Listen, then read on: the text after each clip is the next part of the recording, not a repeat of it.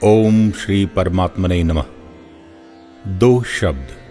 गीता ऐसा ग्रंथ है, पढ़े सो तरे पार, जो भी जानेगा इसको होगा बेड़ा पार। भक्ति योग। जिस तरह सागर में जल ही जल है, अब अगर सागर में रहने वाली मछली जल को ढूंढना चाहे तो उसको कितना समय लगेगा। इसी प्रकार संसार में परमात्मा ही परमात्मा है, बल्कि यह सारा संसार परमात्मामय ही है। फिर भी हम उसे जान नहीं पाते, तो कुछ न कुछ कमी हमारे भजन में है, हमारी भक्ति में है। जो परमात्मा सब जगह सब समय है ही, फिर उसकी प्राप्ति में इतनी देरी क्यों? अगर आप सच्चे हृदय से भगवान की तरफ लग जाएं और आपके हृदय में भी सच्ची भगवान की भक्ति का उदय हो जाए, बाकी काम तो प्रभु आप ही करेंगे। आपने तो बस पहला कदम ही उठाना है, बाकी तो उस परमात्मा की कृपा से ही होगा। अर्जुन, मेरे 4 प्रकार के भक्त होते हैं। पहला, आथार्थी, जो धन दौलत व संसार के सुख के लिए भजन करता है। दूसरा, आर्त, जो मुझे दुख में याद करता है। तीसरा, जिज्ञासु, जो मुझको जानने के लिए भक्ति करता है। चौथा, ज्ञानी, वह तो मुझको जानकर मेरा ही स्वरूप हो जाता है। अर्जुन, इन सब में ज्ञानी मुझे सबसे प्रिय है। भगवान का भजन करने का क्या मतलब है कि आप सुबह नहाकर धोकर मंदिर में गए और 5-10 मिनट भगवान की मूर्ति के आगे सर झुका दिया और चले आए, और हो गई भगवान की पूजा, हो गया भगवान का भजन? नहीं, यह तो शुरुआत है। इससे आपको लोग भले ही धार्मिक मानने लग जाएं, पंडित जी भी समझेंगे बड़ा पक्का भक्त है। रोज मंदिर आता है, मंदिर में भोग लगाता है, रोज माथे पर टीका लगवाकर प्रसाद लेकर ही अपने काम पर जाता है। परंतु तुम्हारे भजन की शुरुआत तो मंदिर के बाहर से होती है, आपके कार्य क्षेत्र से, आपके सामाजिक दायित्व से, कि आपके हृदय में दया है कि नहीं, दूसरों के लिए करुणा है कि नहीं, आपके चित्त में परहित की भावना है कि नहीं। कहीं आप दूसरों को दुखी देखकर सुखी तो नहीं होते? कहीं आपके चित्त में जलन तो नहीं होती? अगर ऐसा है तो मेरे भाई, तू सारा दिन मंदिर में बैठकर सीता राम राधे श्याम जपता रहे, पर तू ये समझ ले कि तू अभी मंदिर में गया ही नहीं। हां, इस शरीर से तू जरूर प्रतिदिन मंदिर जाता है, परंतु अभी तेरे भजन की शुरुआत हुई ही नहीं। तू भगवान के भजन का, भगवान की भक्ति का मतलब समझा ही नहीं। भगवान को तो ऐसे भक्त का भजन मान्य है जिसके हृदय में परहित भावना, सेवा, करुणा, दूसरों का भला कैसे हो, दूसरों के प्रति दया और क्षमा और भगवान के प्रति पक्का विश्वास ही तेरे भजन की असली शुरुआत है। यह कार्य तुम मंदिर से बाहर भी कर सकते हो और मंदिर में जाकर भी कर सकते हो। छल, कपट, बेईमानी व दूसरों को धोखा देने वाला, अपने हित के बारे में व अपने परिवार के बारे में सोचने वाला, सारा दिन मंदिर में सीताराम राधे श्याम करता रहे तो भी वह मंदिर के बाहर ही है। झूठ, कपट, बेईमानी तो तुम्हें सच्चे हृदय से छोड़ने ही पड़ेंगे, तभी भगवान के भजन का आरंभ होगा। क्योंकि तुम्हारे बेईमानी के धन का भोग तो रिश्ते नातेदार सभी कर सकते हैं, लेकिन तुम्हारे इन कर्मों का फल तो तुम्हें अकेले ही भोगना पड़ेगा। और जो भगवान की असली भक्ति करता है, वह अपने लिए तो कुछ मांगता ही नहीं।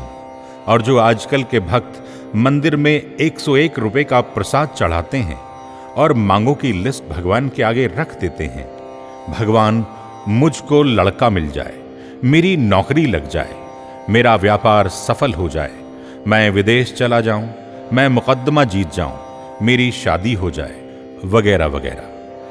ऐसी अनेक प्रकार की मांगों को भगवान के आगे रख देते हैं और सोचते हैं कि मैं भगवान की भक्ति कर रहा हूं।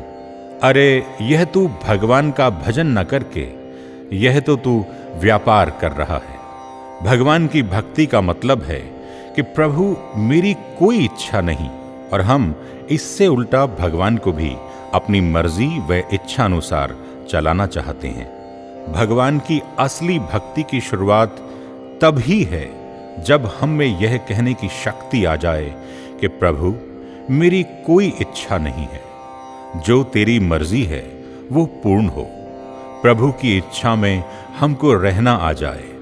प्रभु जो करें हम उसमें राजी रहें। तेरे फूलों से भी प्यार, तेरे कांटों से भी प्यार, जिस हाल में तू रखे हम तो हैं तैयार। इतना कहने की शक्ति हम में आ जाए तो भगवान की तरफ अपना पहला कदम उठा दिया।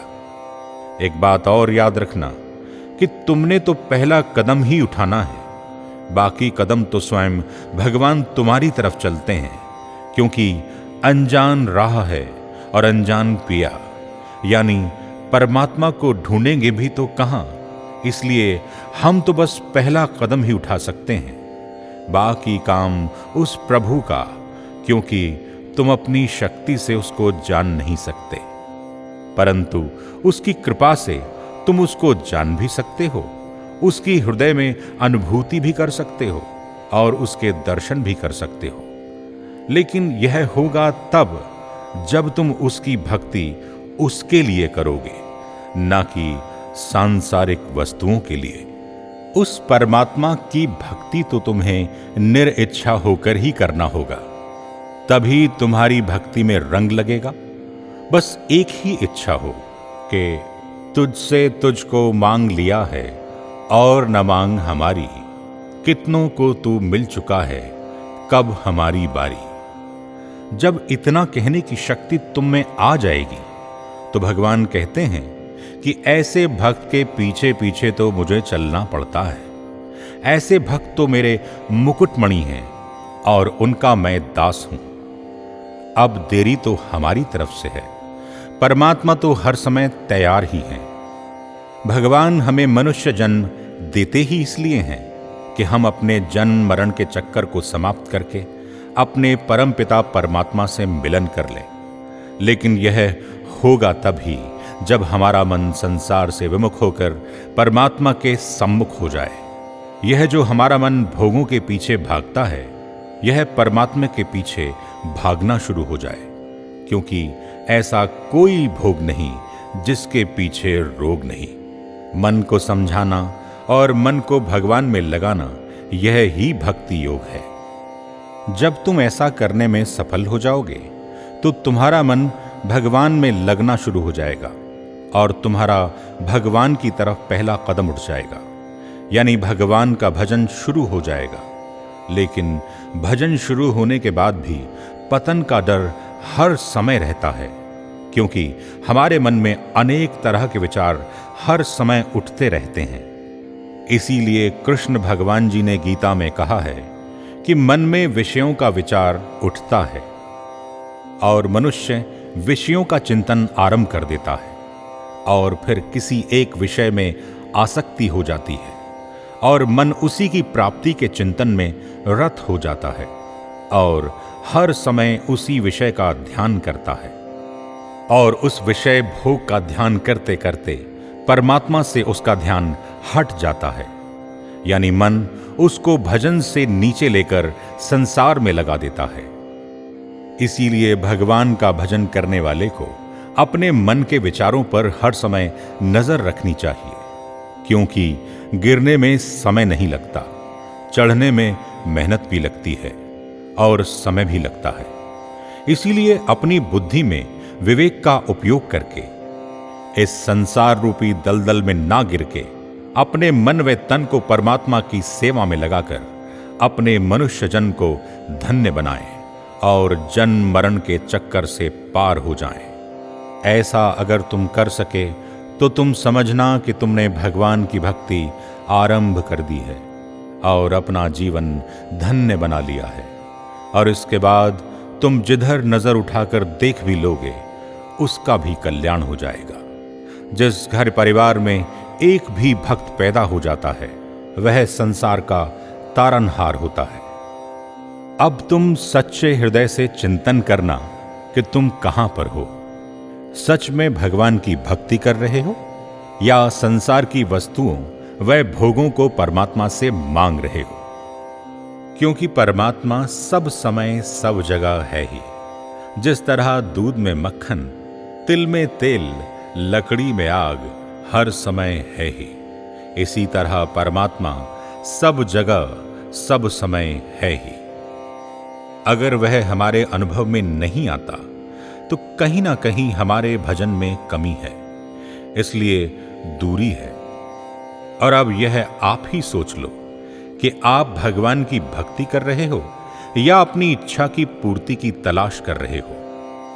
हम इतने अक्लमंद नहीं कि भगवान के आगे अपनी मांगों की सूची रख दें, जैसे वो परमात्मा यह भी नहीं जानता कि किसको कब क्या चाहिए।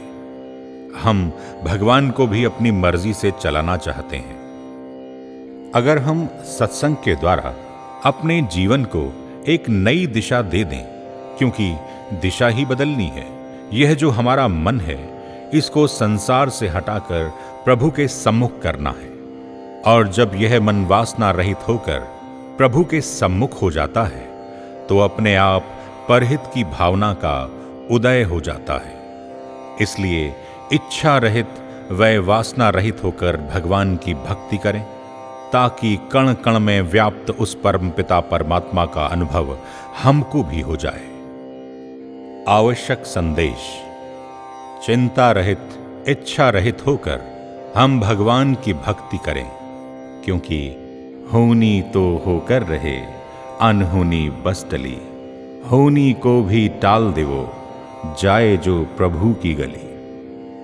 इसलिए भगवान की भक्ति करने वाले से बड़ा कोई नहीं।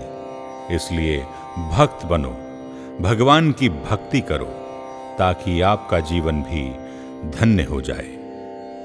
जुगल किशोर चावला। चरणों में हमको प्रभु तुम लगाओ, दे दो जी भक्ति हमें ना रुलाओ। चरणों में हमको प्रभु तुम लगाओ। हरि ओम, हरि ओम, हरि ओम।